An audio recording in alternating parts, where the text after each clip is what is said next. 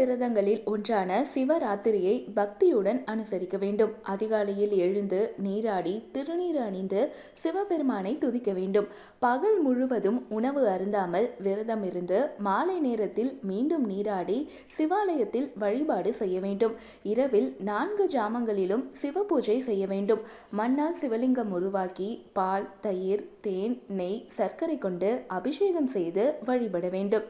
தேவாரம், திருவாசகம் பாடி இறைவனை நினைத்தல் சிறப்பு. இறுதியாக 4 காலங்களிலும் அபிஷேகங்கள் செய்து பரமேஸ்வரனை வழிபட வேண்டும். சிவராத்திரியில் மிருத்யுஞ்சய மந்திரம் ஓதுவது உடல் நோய்களை நீக்கும். தான தர்மங்கள் செய்வதால் புண்ணியம் சேரும். வில்வத்தால் கொண்டு அர்ச்சனை செய்ய வேண்டும். சிவபூஜை செய்ய முடியாதவர்கள் கோவிலில் நடைபெறும் பூஜையில் கலந்து கொள்ளலாம். நமசிவாய எனும் 5 எழுத்து மந்திரத்தை தொடர்ந்து ஜெபிக்க வேண்டும். மறுநாள் காலை நீராடி இறைவனை வழிபட்டு விரதத்தை முடிக்க வேண்டும். தீபங்கள் ஏற்றி வழிபட்டால் ஆன்மீக ஒளி கிடைக்கும்.